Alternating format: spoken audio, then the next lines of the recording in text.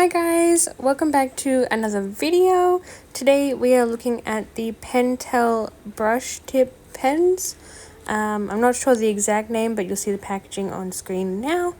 So today we're just swatching, lining, playing with them a little bit, just seeing how they work. So yeah, I made a few notes. I'm just going to go through those. The barrels themselves feel a tiny bit cheap, like the plastic feels a little bit light. I guess I like stuff that feels kind of heavy because it makes it feel sturdier, but these ones feel a little bit light, but maybe that's a good thing for people who want to reduce muscle strain.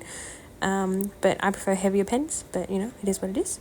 They also feel, the nibs themselves, they seem like they have like a plastic bit to it. I don't know how to explain it, but they remind me of the Fudenosuke brush pens, specifically the hard version.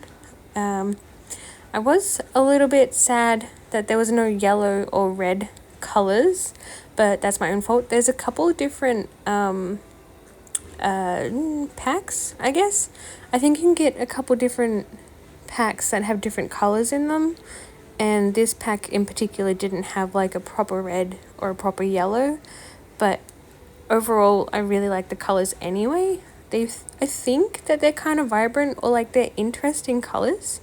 Like they seem pigmented and vibrant, and they've got like this interesting colorway. Like they're not just like your normal primaries and stuff. Like they're kind of interesting, which I really like.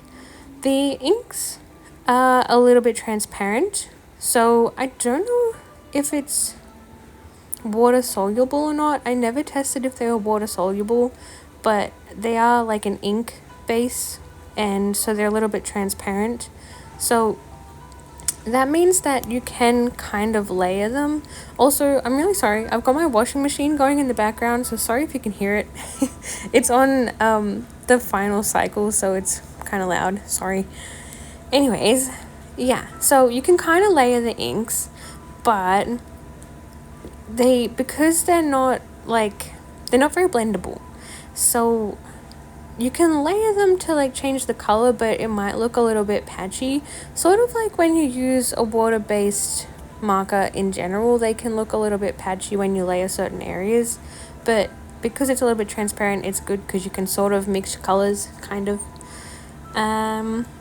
Yeah, so like I said just then, they're not very good for blending. I do try and do a little blend test, but it doesn't work out too well. So maybe it's just me, maybe I'm really bad at blending, but I really struggle to try and make these blend. Maybe if you use different paper, you could get it to work, but I'm just using like a cheap sketchbook with like cheap paper, so who knows? Maybe it's me, maybe it's the paper, maybe it's the pens, I don't know. So, one of the other things I wanted to mention, right, because they're a little bit transparent, when you do your line art, if you already have your color underneath, it can kind of create some variation. How do I explain this? Like if you're a digital artist and you use a multiply layer, or you know, a layer like that, when you're adding, I don't know how do I describe this? Okay, so if you already have a base color layer and then you do a multiply layer on top, you'll see that you can get variation in the color because the color you're putting over the top is like transparent. I really hope someone understands what I mean. So yeah, it just helps to create a little bit of variation in the line art, especially because they are brush tip. You can get variation in the width of your line art, so it can make for some really interesting line art.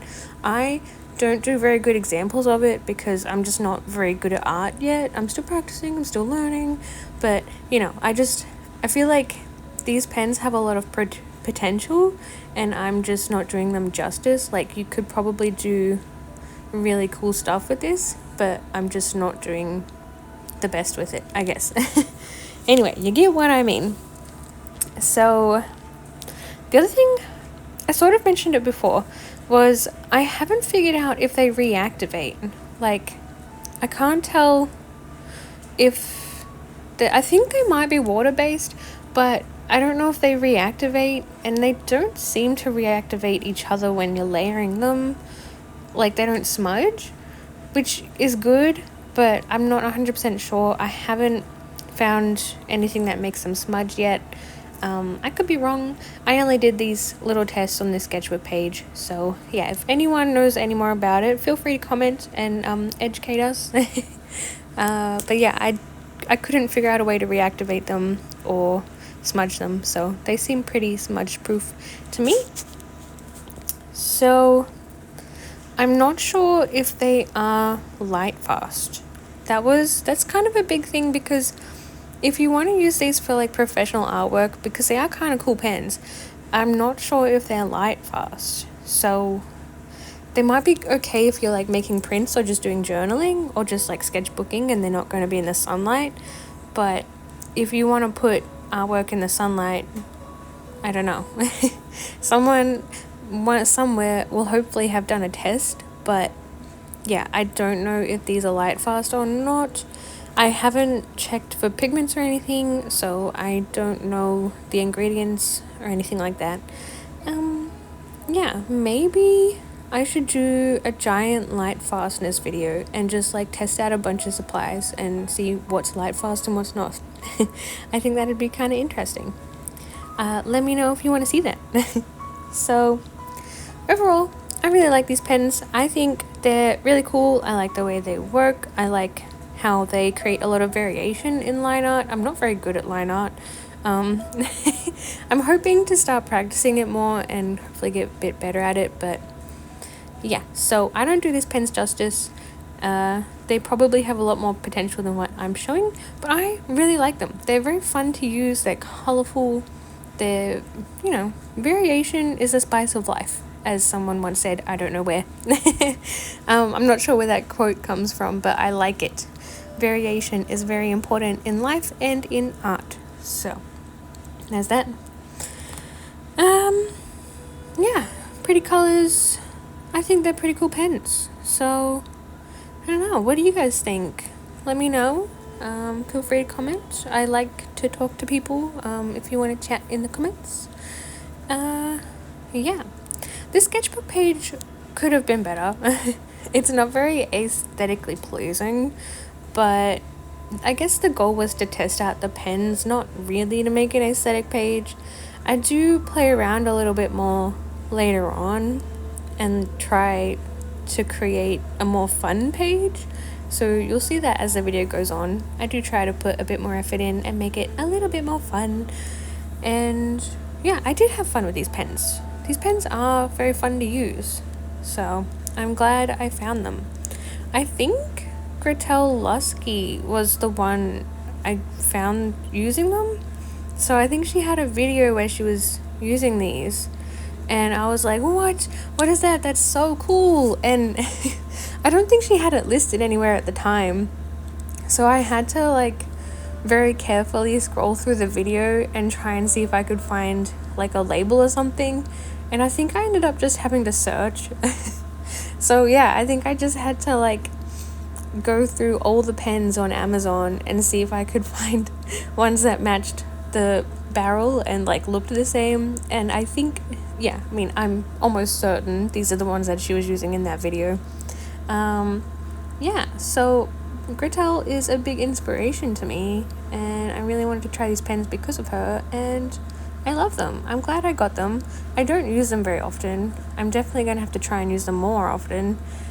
And yeah, I think I will, because I want to practice my line art. So what better way to do it than with colorful pens? I think that's a great way to practice line art. Anyway, I feel like I'm yapping and stumbling over my words. So I hope you enjoyed this video. I'm gonna run away now. Remember to like, comment, and subscribe. Help me beat the algorithm. And I'll leave you with some music to listen to while I have some fun on this schedule page. Bye!